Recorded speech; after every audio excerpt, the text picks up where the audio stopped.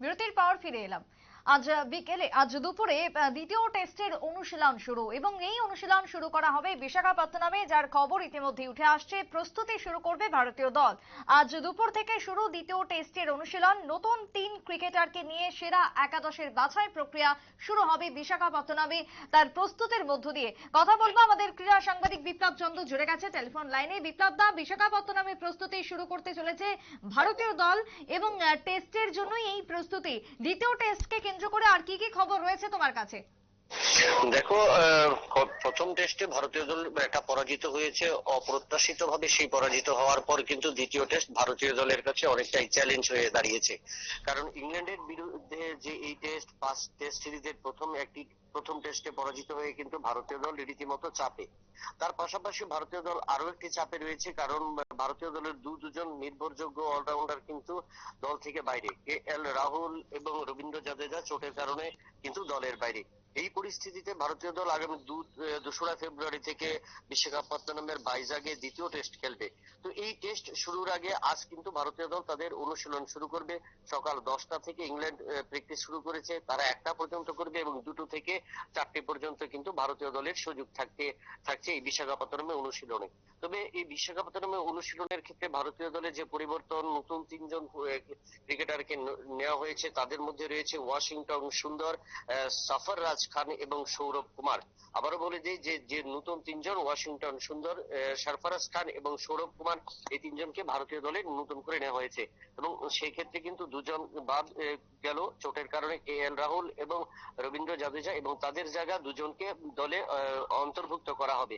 তবে এই অন্তর্ভুক্ত করার পেছনে এই 3জন থেকে কোন 2জনকে ভারতীয় দল বাছাই করবে তা নিয়ে কিন্তু একটা চিন্তার ভাঁজ রয়েছে। কারণ এরই মধ্যে কিন্তু আমরা জানি যে বিরাট কোহলি ব্যক্তিগত কারণে প্রথম 2টো টেস্ট খেলবেন না। অর্থাৎ প্রথম টেস্টে যে টেস্টে ভারতীয় দল পরাজিত হয়েছে, সেই টেস্টে কিন্তু ভারতীয় দল চরম বিপর্যস্ত হয়েছে একমাত্র ব্যাটিং লাইন আপের কারণে। এবং দ্বিতীয় টেস্টে কিন্তু বিরাট কোহলিকে ভারতীয় দল পাচ্ছে না। সেই জায়গায় আরো 2জন ক্রিকেটার না থাকায় কিন্তু ভারতীয় দলের রীতিমতো চাপ।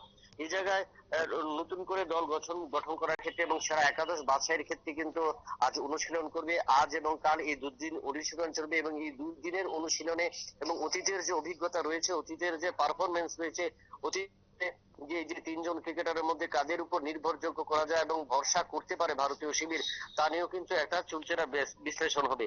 এবং এই বিশ্লেষণের পরেই বাছাই করা হবে রোহিত শর্মা এবং রাহুল দ্রাবিড়। তাদের যৌথ আলোচনার পরেই কিন্তু ভারতীয় দল ঘোষণা করা হবে। এবং সেরা একাদশে শেষ পর্যন্ত কে জায়গা করে নেয় তা কিন্তু এখন দেখার বিষয়।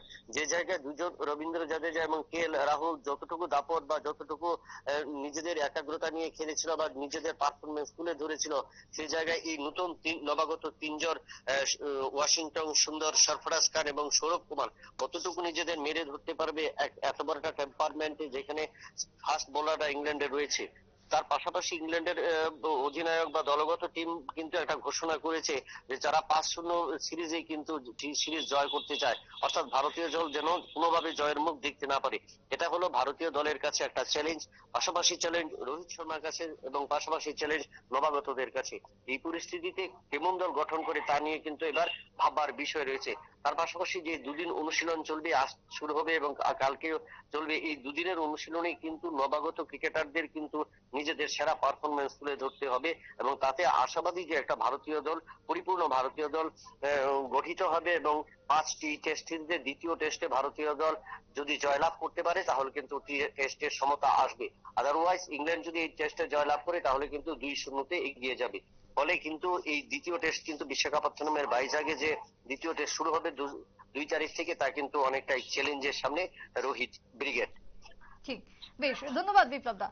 কথা বলছিলাম আমাদের প্রতিনিধি বিপ্লব চন্দ্রের সঙ্গে। তবে সেই জায়গাতে দাঁড়িয়ে ভারতীয়রা ইতিমধ্যেই শুরু করে দিয়েছে দ্বিতীয় টেস্টের প্রস্তুতি। বিশাখাপত্তনমে তারা শুরু করবে অনুশীলন, প্রস্তুতি এক প্রকার শুরু করবে ভারতীয় দল আজ দুপুর থেকে, যে খবর উঠে আসছে। একটা ছোট্ট বিরতির পর ফিরছি, সঙ্গে থাকুন।